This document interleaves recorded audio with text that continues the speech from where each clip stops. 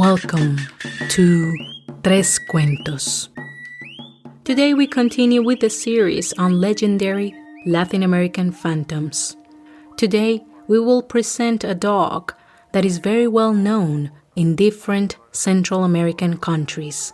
That is El Cadejo. Today's cuento comes from a country too small that its land mass is only 0.03% of the planet's surface. But it is so rich because it hosts 5% of the planet's biodiversity. Yes, ladies and gentlemen, we are talking about the land of the ticos and ticas. Did you guess it? It is the beautiful country of Costa Rica. The source of this cuento is one of my favorite books, Los pájaros no tienen fronteras. The birds don't have borders, by the Ecuadorian author Edna Iturralde, published by Alfaguara Juvenil. Stay tuned, because after the story, I will talk more about that dog. And then we will finalize the program with one more story. Remember that you can follow us on iTunes, iVoox, Spotify, Stitcher, and in many other podcast platforms. You just look for us as Tres Cuentos Podcast. My name is Carolina Quiroga Stoltz, and now I invite you to pay careful attention to the following cuento.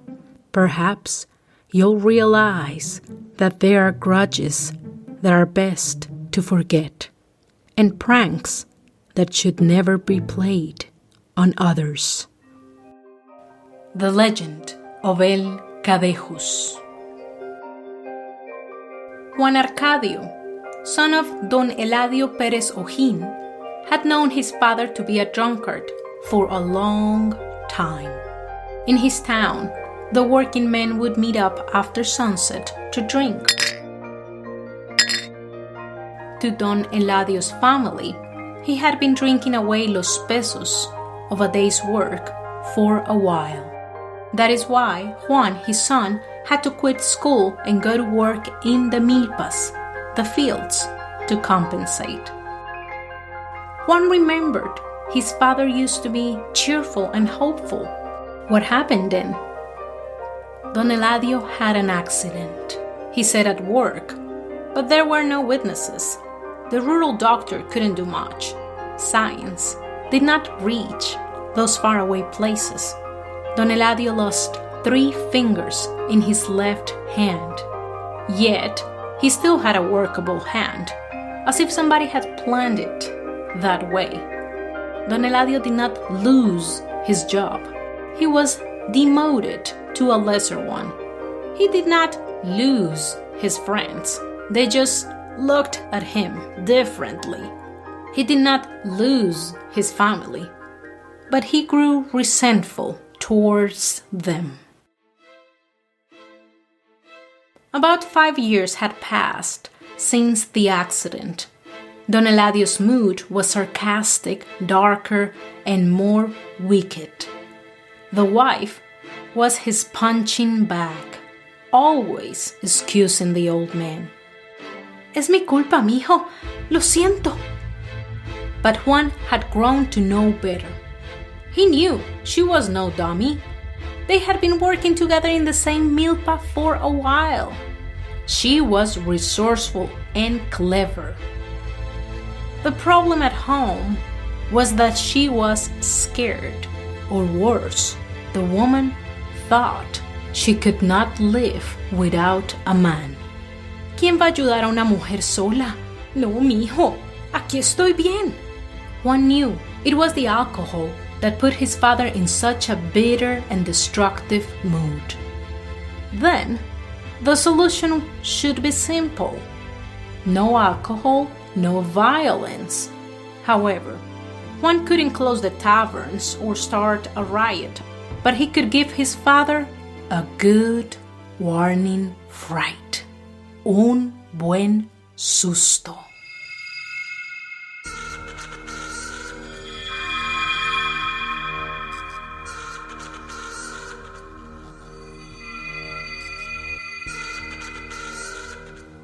On Monday, Juan went to the butcher and got the ugliest cow skin. It was black, hairy, and big enough to cover him while kneeling down in 4 legs. On Tuesday, the boy worked all day. On Wednesday, Juan got a pair of old dog's chains from the blacksmith. By Thursday, he went to the woods to rehearse a little. At sunset, Juan left the disguise and props hidden in the woods under some bushes and went back home. Friday after supper, Juan excused himself and went to bed early. Around midnight, he got up and left the rancho. He walked to the place where he had left the horrifying disguise and put it on and waited. Soon, his father would be stumbling down the path.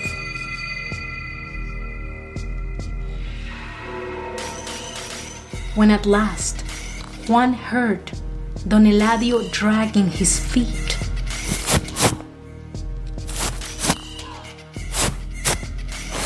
The 4-legged monster came out.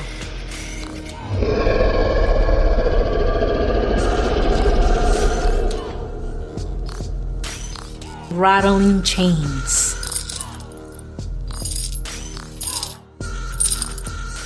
The drunkard didn't have much time to think.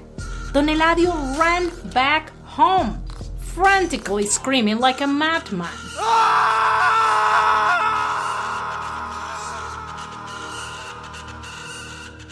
The 4-legged monster turned around and watched his father running for his life.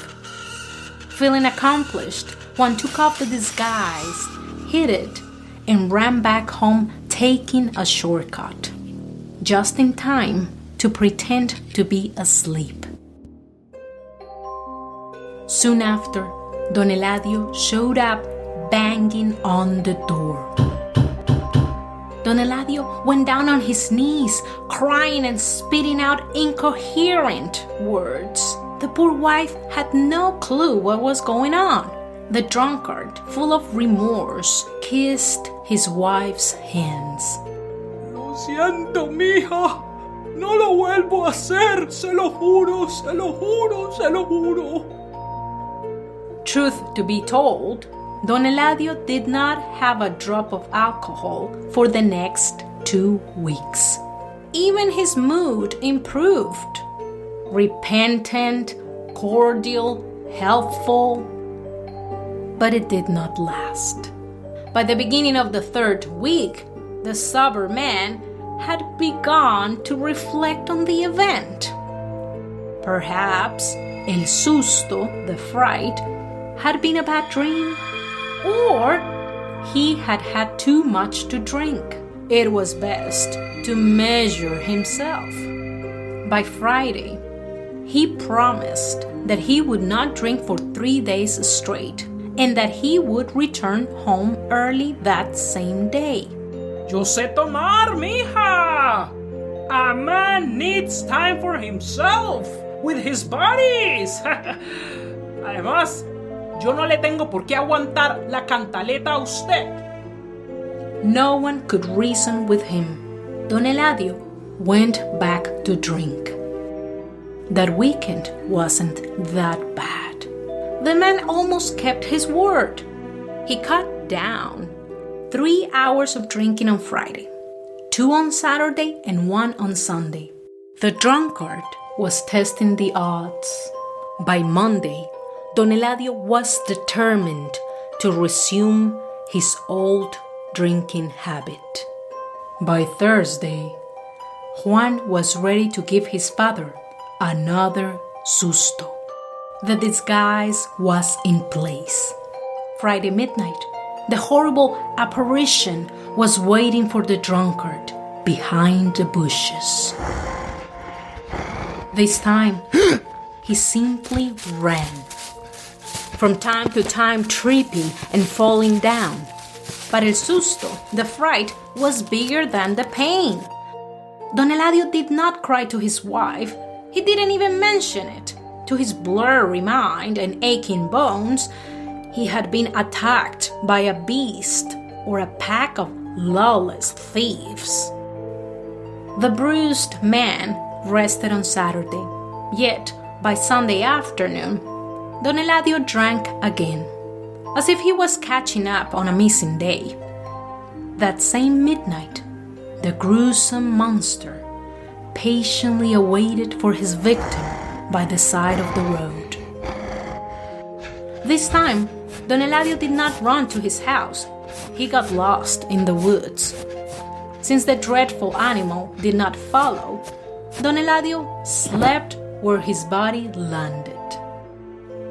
The next day, the hangover was so bad, he did not show up to work. He almost got fired. But El Patrón, the boss, had been El Padrino, the godfather of Don Eladio's only son at his baptism. They were like family. One last chance, Eladio. Tenés que comportarte. Pensá en tu familia. Who knows where the drunkard stayed from Monday to Wednesday?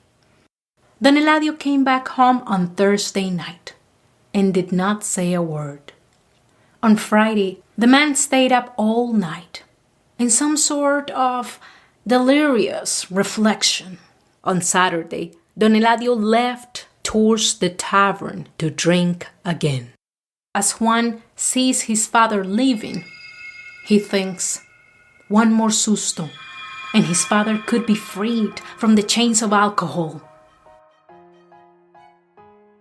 At least, since the first susto, violence had decreased. Hidden under the shadows cast by the trees, Juan waited for about 2 hours after midnight, when he heard a heavy body dragging his feet down the path.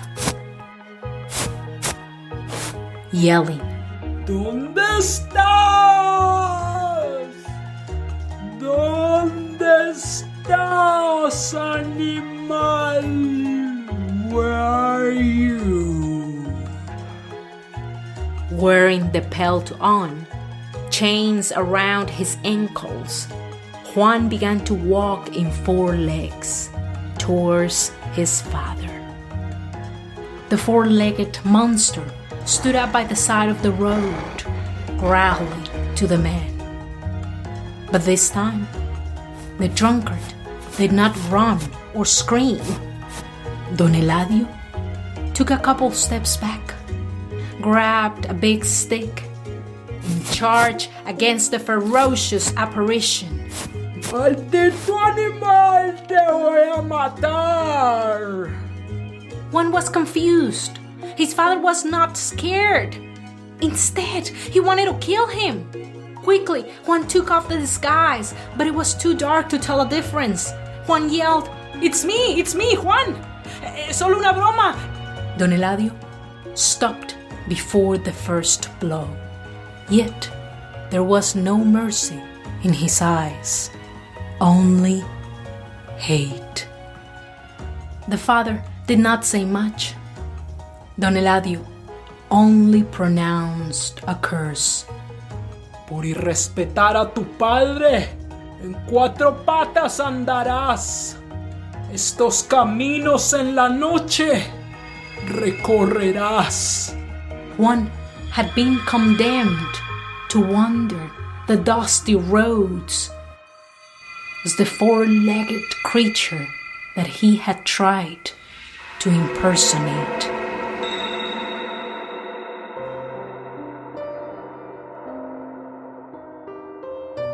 Don Eladio kept walking home. He did not look back, not even when his son cried in pain. Or he would have seen the ugly cow's skin crawling over his son's back, melting his clothes and attaching itself to Juan's skin,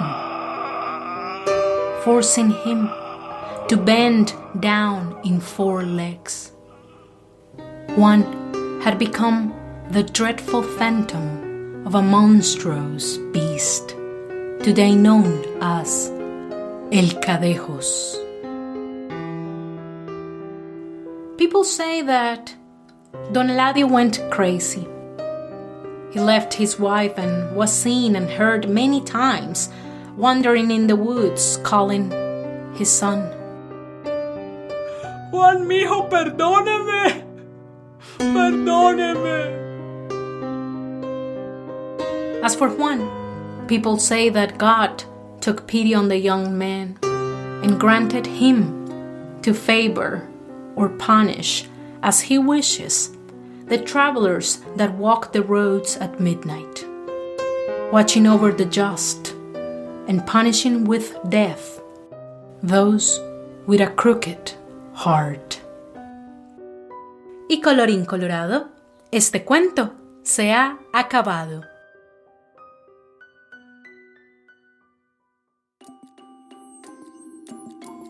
Very well, friends. Watch your back when you're going home back at night, because you never know what kind of cadejo could be following you. Now, when I say what type of cadejo, it is because it is a common belief that there are at least two types of cadejos. Some will tell you that there is one that is white and another one that is black. All stories agree that it is a spirit that takes the form of an animal that kind of looks like a dog, large, hairy, and with bright red eyes. Cadejo does not appear to everyone, and he doesn't show himself in the same form every time. Now, who are these people that need to be looked after? It could be just someone that stayed too late out and is heading back home. It could even be a drunk person, as it had been reported in some stories. It could be a child, it could be a woman. Now, many of those versions will tell you that those people were most likely good in the general sense of the idea. But when El Cadejo senses that that person is not necessarily a good person, then El Cadejo, if it's the black one, will definitely attack the person. It is said that if El Cadejo licks a person on the lips, that person will be accompanied by El Cadejo for the next 9 days.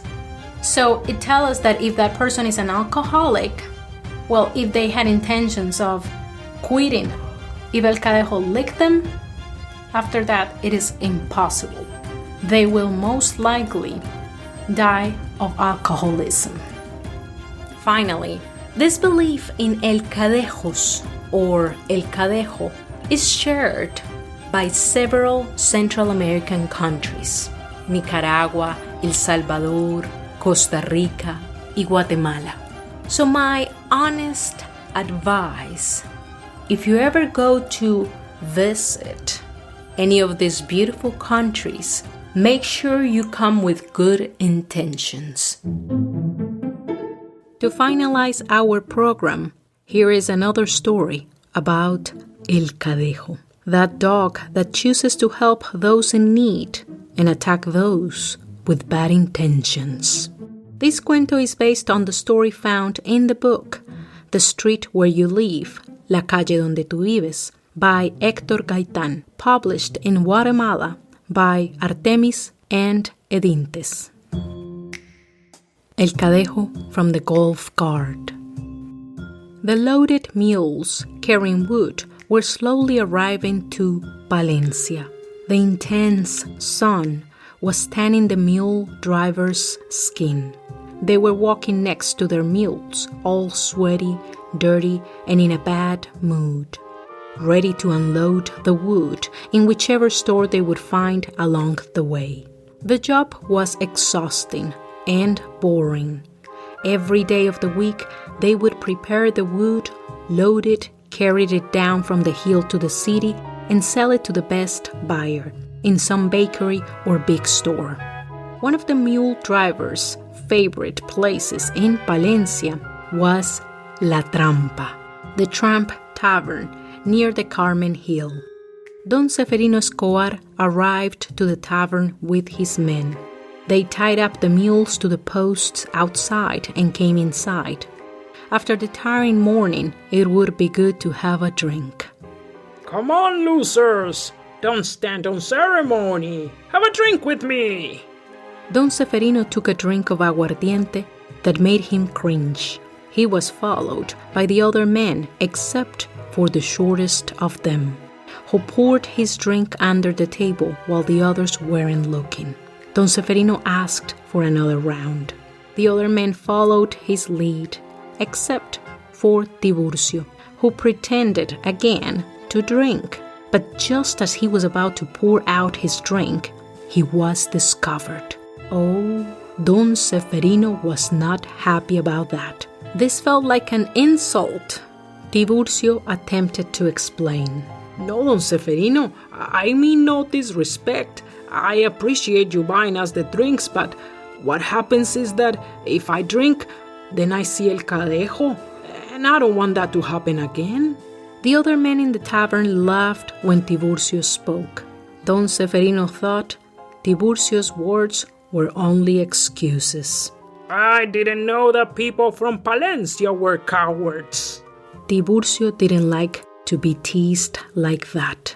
He was no coward, so he said, Look, Don Seferino, I have always respected you, but if you want, we can drink like there is no tomorrow, and when we are completely drunk, we'll see who's the coward, because I assure you, Patron, that when you see that dog, you're going to scream and run.